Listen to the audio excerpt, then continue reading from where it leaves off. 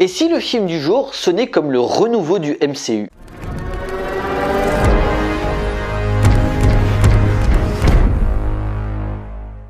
Bonjour à tous, il va être question des Éternels réalisés par Chloé Zhao.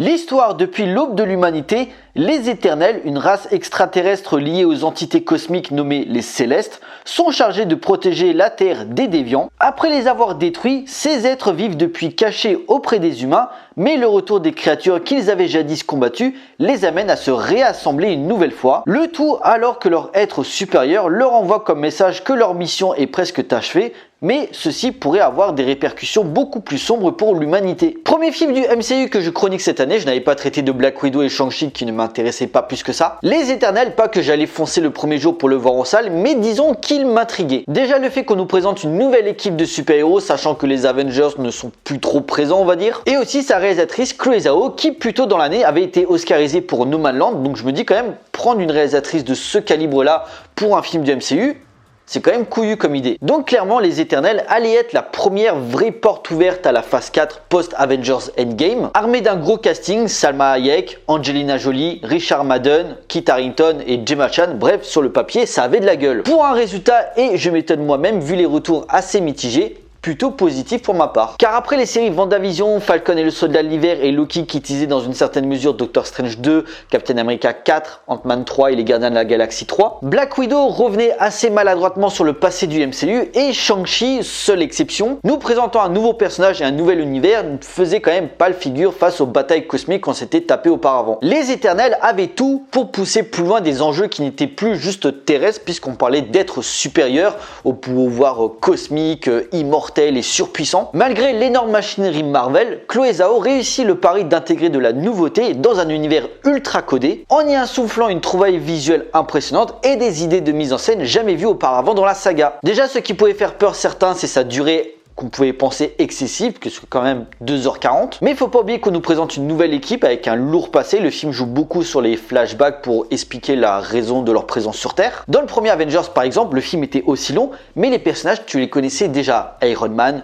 Thor, Captain America avaient déjà eu leur film. Donc en gros, Joss Whedon avait juste à les confronter pour que par la suite ils puissent s'associer et combattre l'armée de Loki en plein New York. En gros, nous en mettre plein la gueule sur les scènes d'action. Ici, tu as des scènes d'action, mais tu n'en as pas tant que ça, ou des fois elles sont assez courtes, puisque d'abord, il faut développer leur background, leur arrivée sur la planète Terre, leur but, leur relation avec les humains, pourquoi ils se sont séparés et pourquoi chacun a refait sa vie dans son coin. S'adapter au monde moderne, et donc du coup, tu passes de 5000 ans avant Jésus-Christ à 2000 ans avant Jésus-Christ, puis après 400 ans après Jésus-Christ, jusqu'à 1500 ans après Jésus-Christ. Donc du coup, en fait, tu as eu le temps de voir comment ils ont aidé l'humanité à se construire petit à petit, à se développer, évoluer, apprendre et aussi se faire la guerre, ce qui est souvent la suite logique quand tu as différentes cultures qui ont des divergences d'intérêts.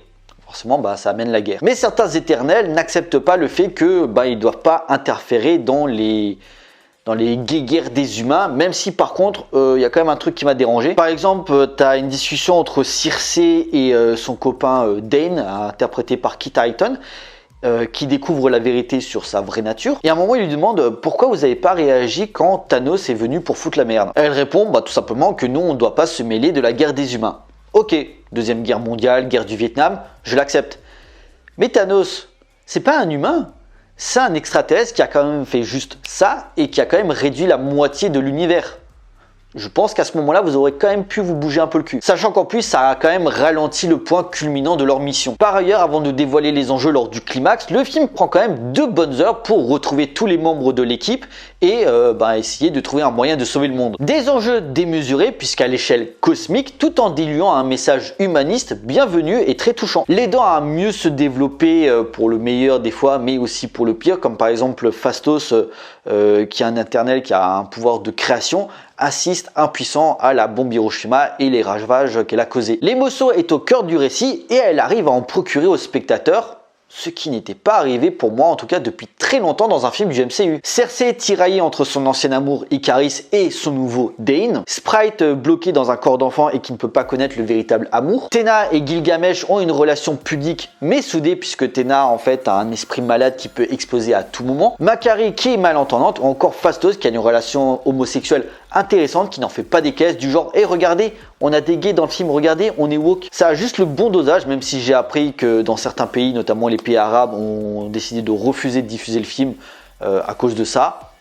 Le progressisme c'est pas pour tout de suite chez certains ce que je vois. Cependant je dirais pas que le méchant est foiré parce qu'on a quand même un déviant qui a la capacité, en tuant les éternels, de leur piquer leur pouvoir. Ce qui permettrait d'apporter une certaine réflexion sur l'héroïsme de nos personnages, mais je trouve que c'est pas assez exploité. Et finalement, ils servent surtout qu'à prolonger l'action qui, soit dit en passant, est lisible. Et ouais, tu vois les scènes, tu comprends ce qui se passe à l'écran. T'as pas des scènes qui sont surcutées comme le faisaient les frères Russo. T'as des longs plans, t'as des mouvements de caméra qui sont vraiment réussis et qui donnent du dynamisme à la scène. T'as des plans séquences, à un moment ils sont en train de se fighter sur un toit et d'un côté, t'as un personnage qui se prend une patate, du coup ça part de l'autre côté.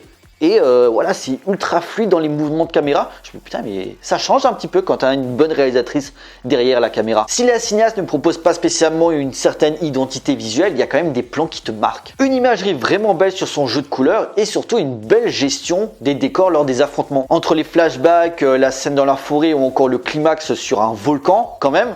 Et ben ouais, ça donne du cachet à l'image. Le tragique est présent aussi dans l'histoire puisqu'il y a des membres de l'équipe qui meurent. Et oui, ça arrive. Et bizarrement, même si tu les connais que depuis ce film, quand il y en a un qui crève, bah ça te fait chier parce que souvent ceux qui partent, c'est souvent les plus attachants. Un film qui a ce petit quelque chose un petit peu inédit chez Marvel, ça s'appelle de l'ambition et surtout une réalisatrice qui prend son sujet au sérieux. Bon, j'abuse un petit peu, mais bon, les problèmes habituels au MCU sont toujours là. Réunir une équipe, comprendre la menace, accepter les différences de chacun, des scènes d'action en CGI et une bonne dose d'humour, même s'il n'y en a pas tant que ça, mais en fait le truc c'est que quand il y en a, c'est pas drôle du tout. Entre la table Ikea qui pète, bof, les références à DC qui n'étaient clairement pas nécessaires. À la limite, le seul qui m'a fait marrer, enfin les seuls, c'est Kingo et son majordome, puisqu'en fait celui-là est devenu une star à Bollywood. En fait ils sont en train de filmer leur aventure, genre je mets vraiment ma vie en danger pour vous. Et t'as, comment il s'appelle, je crois son majordome, Karun, qui est là, c'est dans la boîte. Ça vole pas haut, mais c'est fun. Certes, l'intrigue tourne beaucoup autour de Circé et Ikaris, mais les autres membres ont quand même leur moment de gloire. Et finalement, il y a un entre-deux assez juste dans le ton, ce qui relève quand même du miracle quand tu vois les derniers films du MCU. Des fois, des phrases courtes ou les silences des héros en disent beaucoup plus sur des dialogues à rallonge pour finir sa chute sur une blague débile. Des êtres divins, mais qui ont des faiblesses, des peurs, des doutes, et du coup, qui se révèlent aussi humains que les vrais humains à force de les côtoyer. Clairement, même si dans la saga on a quand même eu des réalisateurs assez confirmés comme Joss Whedon, Kenneth Branagh, James Gunn ou encore Shane Black, aucun film du MCU n'a atteint un réel niveau de mise en scène que dans celui-ci. Voilà, quand tu as un vrai auteur, une vraie auteur derrière la caméra et pas un yes man, bah ça change tout de suite. Je mettrais peut-être un petit bémol sur la musique de Ramin Djawadi qui m'a pas marqué tant que ça et qui des fois est très souvent en décalage avec l'émotion qu'elle est censée véhiculer. Bien sûr, le film n'est pas parfait, des problèmes de rythme dus à sa longue durée,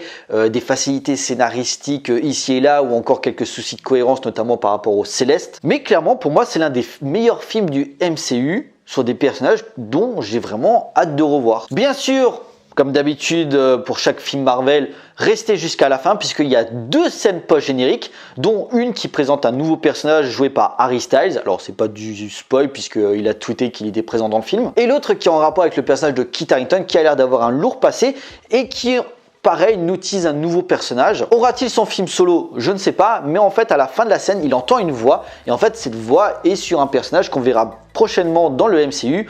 Alors j'ai pas vraiment envie de vous spoiler, mais voilà, je vous fais un petit indice. Chasseur de vampires.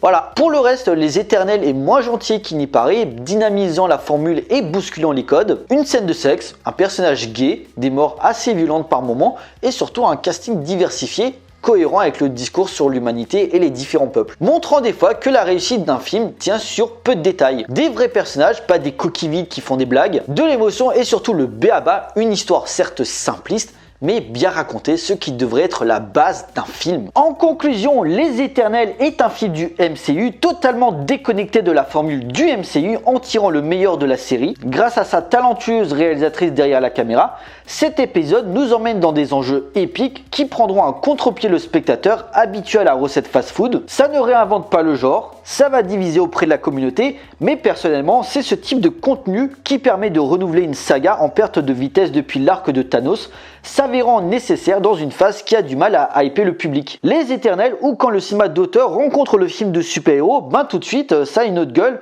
et si ça pouvait continuer comme ça, ben je soutiens la démarche. Un vrai vent de fraîcheur dans la sauce Marvel s'installe, s'annonçant comme l'un des meilleurs opus de la franchise. J'y croyais pas moi-même, et pourtant, ben je vous le conseille. Voilà, cette vidéo est à présent terminée, j'espère qu'elle vous a plu, n'hésitez pas à liker, à partager auprès de vos amis si vous en avez. N'hésitez pas à me laisser des commentaires pour me dire ce que vous avez pensé du film, puisque j'ai vu quand même que le film divise beaucoup, donc j'ai vraiment envie d'avoir vos avis. Pensez à me suivre sur les différents réseaux sociaux pour suivre l'actualité de la chaîne, et surtout, abonnez-vous pour la soutenir. Pour nous, on se retrouve pour une prochaine vidéo, d'ici là, portez-vous bien, allez voir des films, ciao.